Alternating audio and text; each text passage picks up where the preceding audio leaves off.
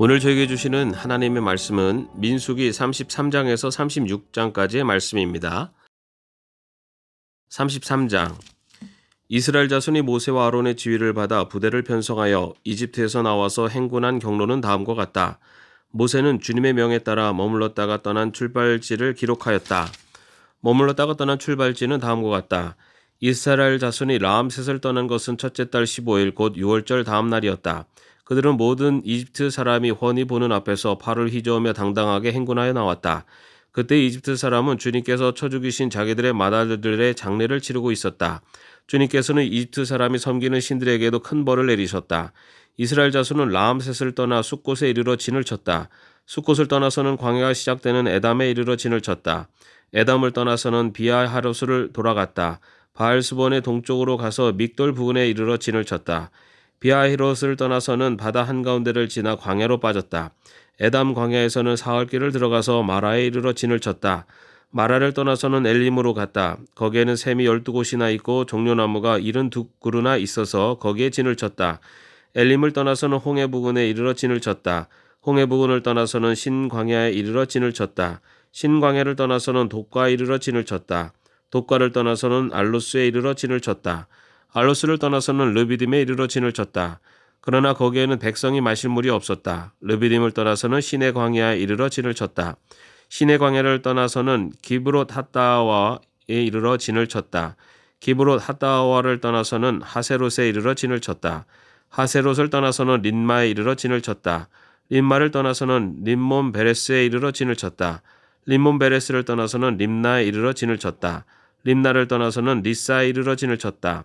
리사를 떠나서는 그헬라다에 이르러 진을 쳤다. 그헬라다를 떠나서는 세벨산에 이르러 진을 쳤다. 세벨산을 떠나서는 하라다에 이르러 진을 쳤다. 하라다를 떠나서는 마켈롯에 이르러 진을 쳤다. 마켈롯을 떠나서는 다핫에 이르러 진을 쳤다. 다핫을 떠나서는 데라에 이르러 진을 쳤다. 데라를 떠나서는 미가에 이르러 진을 쳤다. 미가를 떠나서는 하스모나에 이르러 진을 쳤다. 하스모나를 떠나서는 모세롯에 이르러 진을 쳤다. 모세롯을 떠나서는 브네야아간에 이르러 진을 쳤다. 브네야아간을 떠나서는 홀하기갓에 이르러 진을 쳤다. 홀하기갓을 떠나서는 욥바닷에 이르러 진을 쳤다. 욥바다를 떠나서는 아브로나에 이르러 진을 쳤다. 아브로나를 떠나서는 에시온게벨에 이르러 진을 쳤다.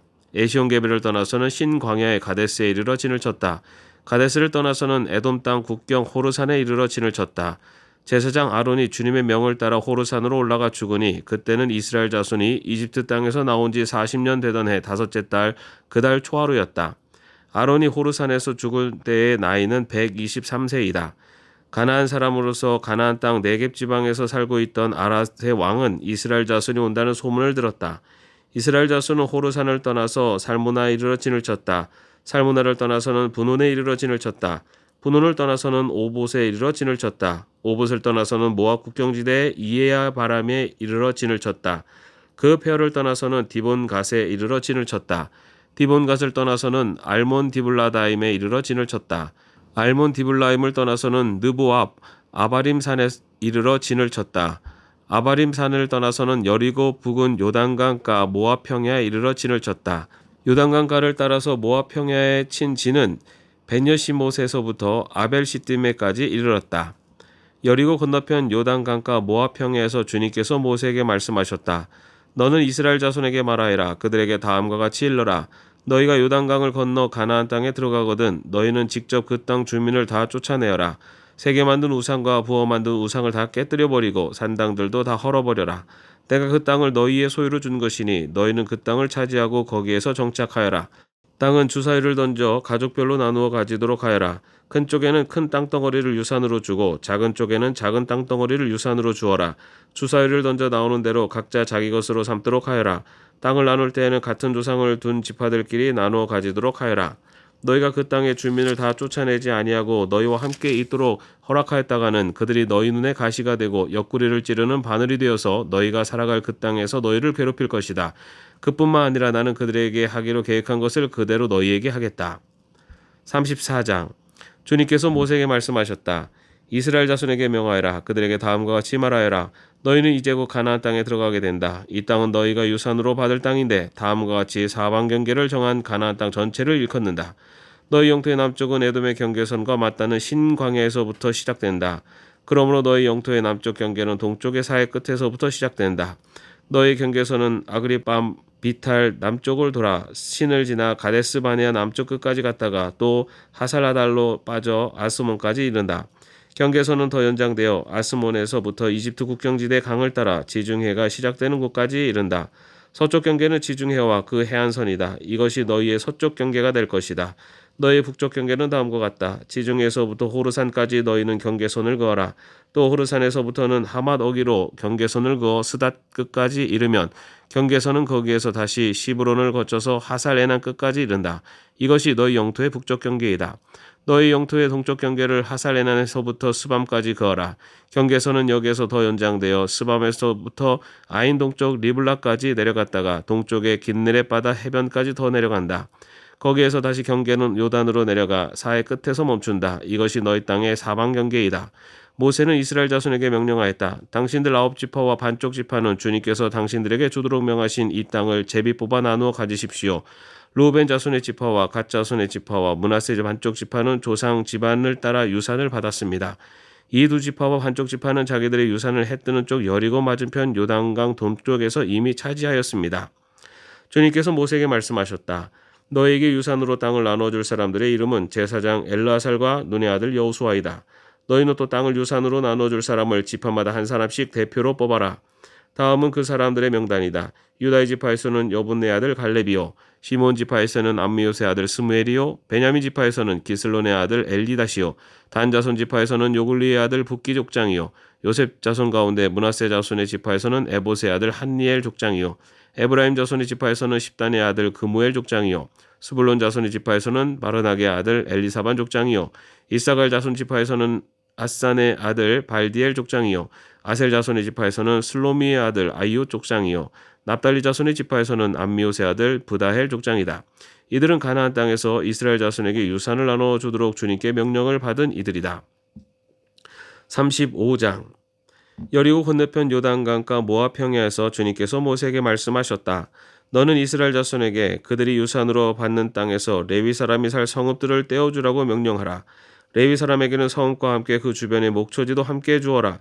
그래야만 그들이 그들의 재산인 가축대와 모든 짐승들을 그 목초지에서 기르면서 그 여러 성읍에서 살게 될 것이다. 너희가 레위 사람에게 줄 성읍 둘레의 목초지의 범위는 각 성의 다같이 성벽 둘레로부터 2000자까지의 지역이어야 한다. 성을 중심으로 하여 성밖 동쪽으로 2000자, 남쪽으로 2000자, 서쪽으로 2000자, 북쪽으로 2000자씩을 재어라. 이것이 각 레위 사람의 성읍에 딸린 목초지이다. 너희가 레위 사람에게 줄 성읍들 가운데서 6은 도피성으로 만들어서 사람을 죽인 자가 그리로 도피할 수 있게 하고 이 밖에 별도로 레위 사람에게 42성읍을 주어라. 너희는 레위 사람에게 모두 48성읍과 거기에 딸린 목초지를 주어야 한다. 이스라엘 자손이 가지고 있는 땅을 떼어서 그것을 레위 사람에게 줄 때에는 각 지파들이 받은 몫의 비율대로 떼어내도록 하여라. 많이 가진 지파에서는 많은 성읍을 떼어내고 적게 가진 지파에서는 적게 떼어내어라. 주님께서 모세에게 말씀하셨다. 너는 이스라엘 자손에게 말하여라. 그들에게 다음과 같이 일러라. 너희가 앞으로 곧 요단강을 건너 가나안 땅에 들어가게 되거든 성읍들 가운데서 얼마를 도피성으로 정하여 실수로 사람을 죽게 한 자가 그곳으로 도피하게 하여라. 그 성읍들을 복수자를 피하는 도피처로 삼아서 사람을 죽게 한 자가 회중 앞에서 재판을 받기 전에 죽는 일이 없도록 하여야 한다. 너희가 레위 사람에게 줄 성읍들 가운데서 이들 6성읍을 너희의 도피성으로 삼아라. 그 가운데 3성읍은 요단강 동쪽에 두고 나머지 3성읍은 가나안 땅에 두어 도피성이 되게 하여라. 이들 6성읍은 이스라엘 자손은 물론이려니와 외국인이나 너희와 함께 사는 본토인이면 누구든지 실수로 사람을 죽게 한 자가 도피하는 곳이 될 것이다. 만일 세부치 같은 것으로 사람을 쳐서 죽게 하였으면 그는 살인자이다. 그러한 살인자는 반드시 죽여야 한다. 사람을 죽일 만한 돌을 들고 있다가 그것으로 사람을 쳐서 죽게 하였으면 그는 살인자이다. 그러한 살인자는 반드시 죽여야 한다. 만일 사람을 죽일 만한 나무 연장을 들고 있다가 그것으로 사람을 쳐서 죽게 하였으면 그는 살인자이다. 그러한 살인자는 반드시 죽여야 한다. 이러한 경우에 그 살인자를 죽일 사람은 피해자의 피를 보복할 친족이다. 그는 그 살인자를 만나는 대로 죽일 수 있다. 미워하기 때문에 밀쳐서 죽게 하거나 몰래 숨어 있다가 무엇을 던져서 죽게 하거나 원한이 있어서 주먹으로 쳐서 사람을 죽게 하였으면 그는 살인자이다. 그러한 살인자는 반드시 죽여야 한다. 피를 보복할 친족은 어디서 그를 만나든지 그를 죽일 수 있다.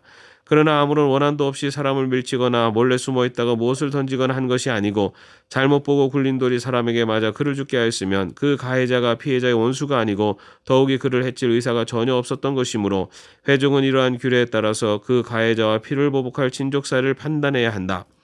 회중은 그 살인 혐의를 받은 사람이 피를 보복할 피해자의 친족에게서 보복을 당하지 않도록 그 살인 혐의자를 그가 도피한 도피성으로 돌려보내야 한다. 그리고 그는 거룩한 기름을 부어 성직에 임명된 대제사장이 죽을 때까지 거기에 머물러야 한다.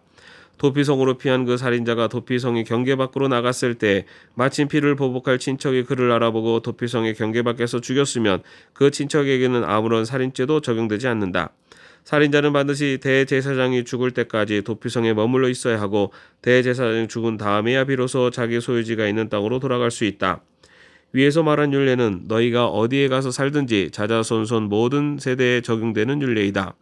누구든지 사람을 죽인 사람은 살인자이므로 반드시 죽여야 한다. 그러나 거기에는 증인들이 있어야 한다. 오직 한 증인의 증언만으로는 어느 누구도 죽이지 못한다. 살인죄를 지었을 때에는 살인범에게서 속전을 받고 목숨을 살려주어서는 안 된다. 그는 반드시 죽여야 한다. 대제사장이 죽기 전에는 도피성으로 피한 사람에게 속전을 받고 그를 제 땅으로 돌려보내어 살게 해서는 안 된다. 너희가 사는 땅을 더럽히지 말아라. 피가 땅에 떨어지면 땅이 더러워진다. 피가 떨어진 땅은 피를 흘리게 한 그 살인자의 피가 아니고서는 깨끗하게 되지 않는다. 너희가 사는 땅 곧 내가 머물러 있는 이 땅을 더럽히지 말아라. 나 주가 이스라엘 자손과 더불어 함께 머물고 있다.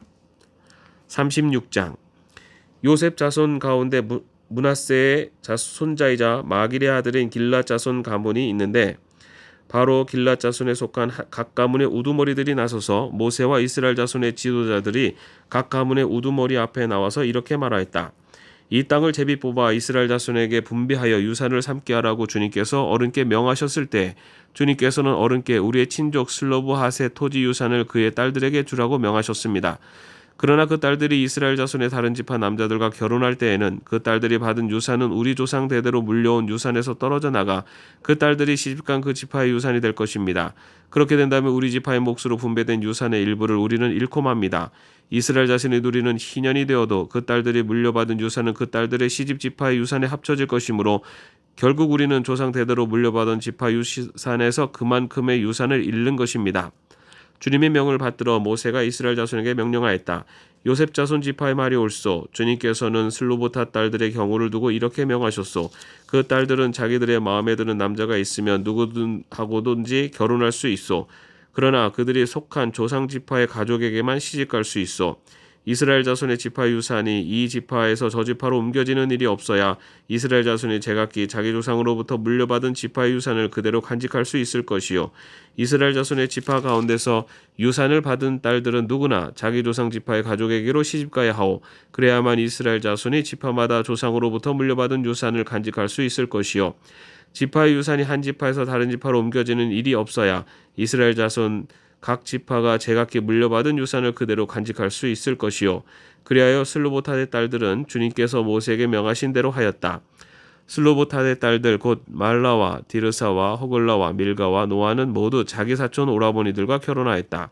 그 딸들이 모두 요셉의 아들인 므낫세 자손 가문과 결혼하였기 때문에 그들이 받은 유산은 자기 조상의 가문과 지파에 그대로 남아 있었다. 이것은 주님께서 여리고 건너편 요단강가 모압 평지에서 모세를 시켜 이스라엘 자손에게 말씀하신 명령과 규례이다. 아멘. 오늘도 평안한 하루 되시기를 바랍니다.